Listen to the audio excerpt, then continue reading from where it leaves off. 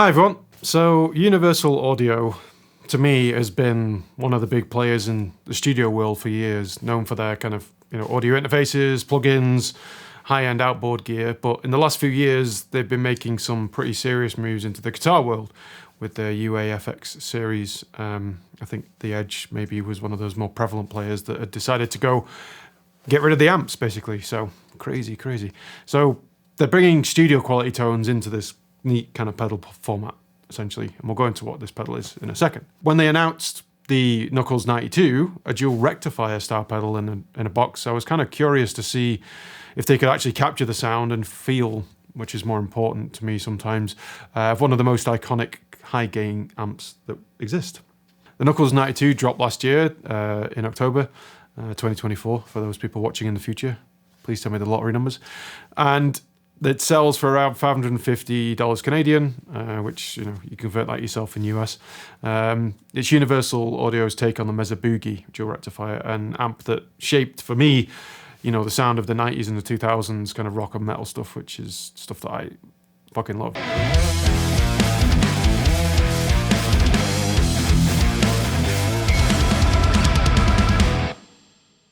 The retro sound is a tough one to get right. I've heard a lot of pedals do this terribly, or just modelers in general that attempt it and really just don't get that kind of depth feel and low-end clarity to it. It can be a bit mushy, but I have to say, I'd kind of forgotten about this pedal until Ted mentioned it at Guitar Works and said, you should check it out.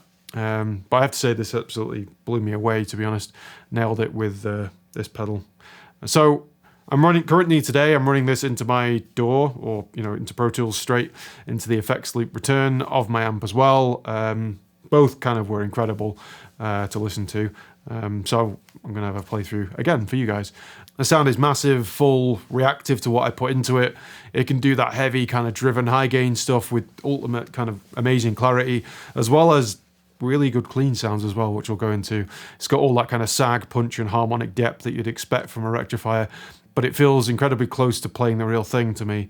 Even the built-in reverb is useful. I found that by accident using one of the knobs on a different setting. And the noise gate is amazing, actually. It means you don't have to have a separate pedal for this. And to be honest, you really need a noise gate when you're playing kind of high gain stuff, because it just, otherwise it sounds messy, because you're bound to get some interference from the room at some point through your guitar, even humbuckers. It works really well, even with single coils and high gain settings, so retains the dynamics, which is often the hardest thing, and isn't that kind of choky chop kind of sound. It lets it naturally kind of die out as well, which is interesting. You'll hear me fiddling with that a little bit as we go through the demos, just to tweak that in real time.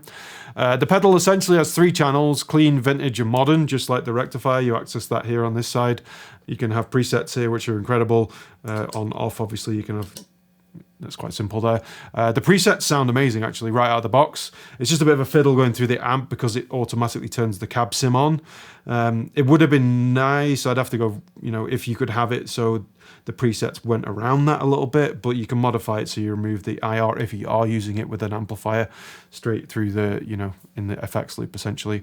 But the real depth of the pedal comes when you dig into the app and you can tweak with it. You can actually edit all sorts of stuff down here with power tubes, EL34, 6L6s, solid state tube, affect the power mode as well. So whether it's got like a spongy feel to the power valve simulation, I guess.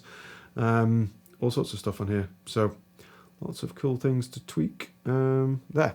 Noise gate as well, but I found the default was pretty decent, actually. So the IRs included sounded great, but one user pointed out online that I found from a review, the cab options feel a little bit odd.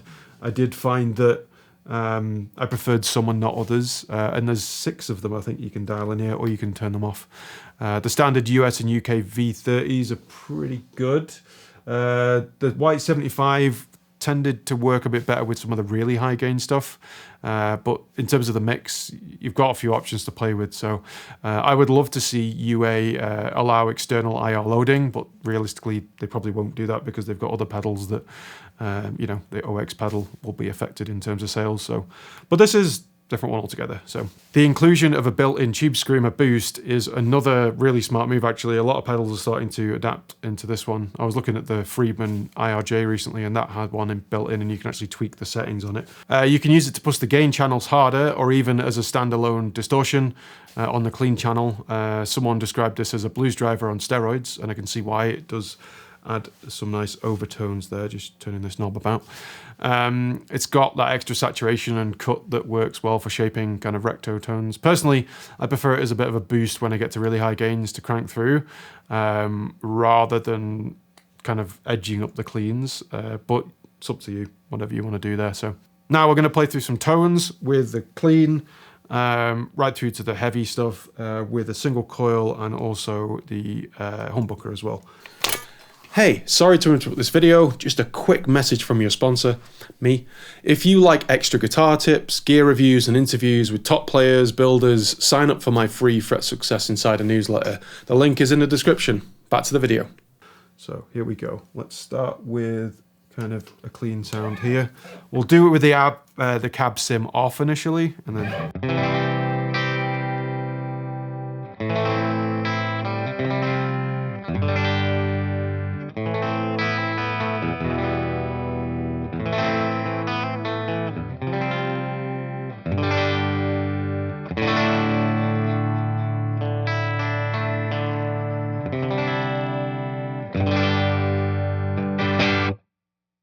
And then we'll go up to the next stage, which is the kind of mid-gain.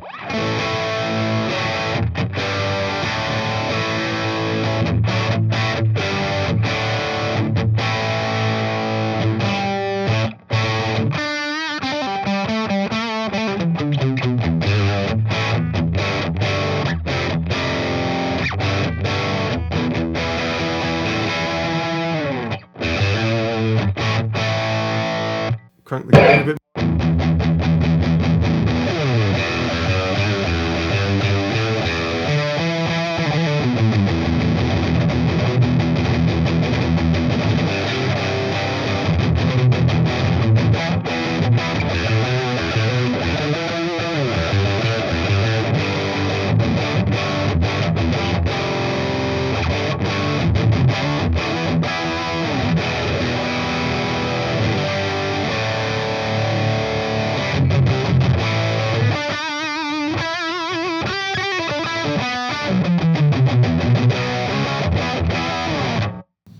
Cool. Now to the final heavy gain one, stick the drive back in the middle.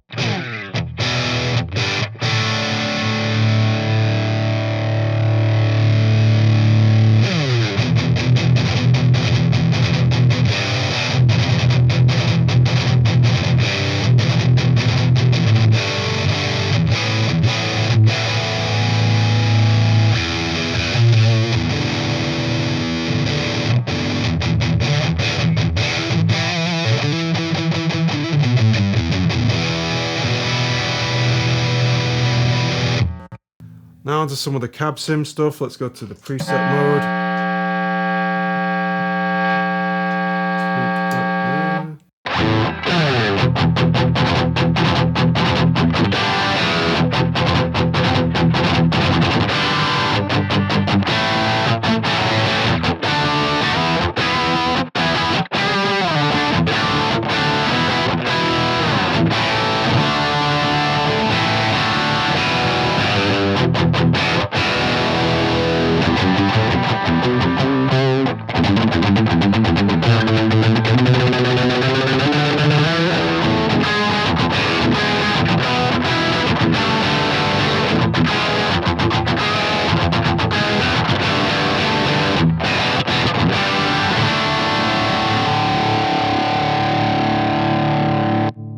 What I really got impressed by was the jangly clean on this thing.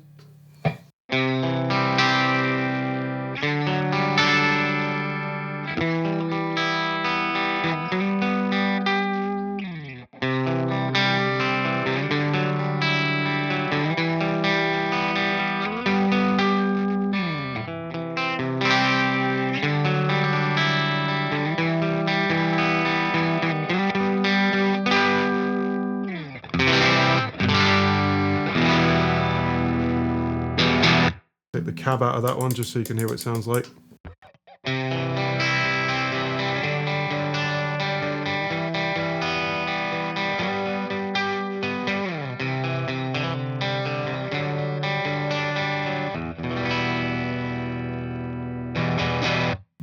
Let's go to some heavy stuff now.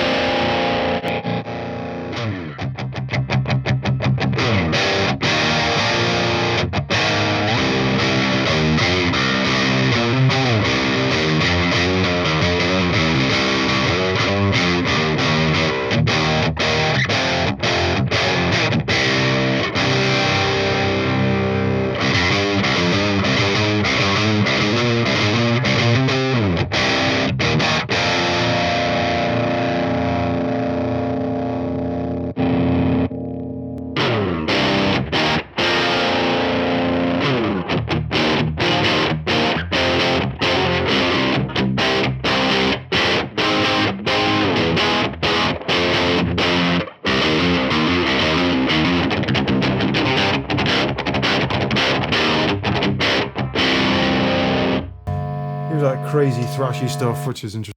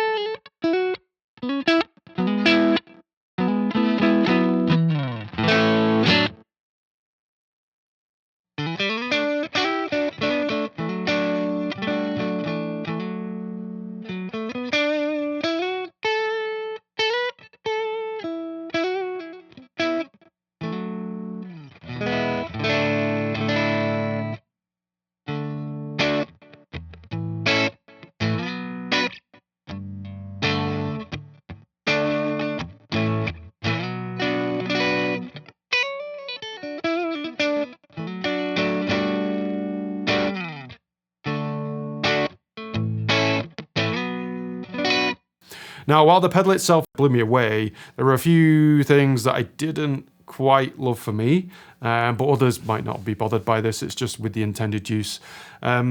Initially, I found the Bluetooth connection was a little bit unstable, but I did update the firmware and it seems to be okay now. But it has disconnected as well. Then I have to reconnect. So I'd like it if there was some kind of way of making it so the connection doesn't time out. Maybe that's me on the phone potentially, but just be wary of that. It's a bit of a pain to have to keep reconnecting and then all that sort of stuff. If you left it idle for a while, it would refuse, but see, it's not a big issue. But just if you were trying to use it live and tweak the settings and presets in real life, it's a little frustrating when you just want to quickly tweak a setting. Also, there's no way to really cycle through presets in a similar vein on the pedal itself. It'd be good if they had like some way of making that happen. Really useful for live use. So you have to rely on your phone to switch between them, which isn't always ideal. Maybe even a MIDI extra pedal that could go with it that you could cycle through things. Don't know. But for live use, I can see there being slight issues potentially. But for studio, it doesn't really matter. So it depends what you're using this for. Another thing I don't fully understand is the stereo input and output. For an amp in a box pedal, stereo doesn't really seem necessary unless you're running some kind of stereo modulation before or after it, which is getting a bit specialist by that point for me. Maybe in the studio you might use something. Maybe that's what they're thinking. But to me it seemed overkill. I think using the real estate would be better for using a dedicated direct out with a cab sim toggle, so you could actually switch the cab sim on and off by default. That would have been a nice addition. Right now, if you want to send one signal to a PA or the DAW like Pro Tools and another to an amp, you would need a workaround. For this review, I've got it rigged up with a DI box split to achieve that, but a built-in DI out with a switch to turn the cab IR on and off would have been nice. They out on the main out to the amp would have been nice, so you could have both a cab sim going to this workstation or to the the actual mixing desk when you're live, or having it the other way. So it would have made a lot more sense. That said, none of these issues take away from the fact this pedal sound-wise is the best high gain distortion pedal I've actually used in this form. One user said online that it's really easy to lose a couple of hours riffing on this thing without realizing, and I completely agree. It's just that it's so much fun to play. Whether you're going for Metallica, Tool, System of a Down, Foo Fighters, Soundgarden, that kind of era of bands, the Knuckles 92 has the tone and the flexibility to kind of get you there. Finally, a big thanks to Guitarworks Canada for lending me this pedal to check out. If you have also played Knuckles 92 or any of the UA amp pedals, let me know in the comments. Since this one is based on the Dual Rectifier, I'd love to hear how other players think it compares to the real thing. If you're enjoying the content, please subscribe, and I'll see you in the next one. Thanks so much.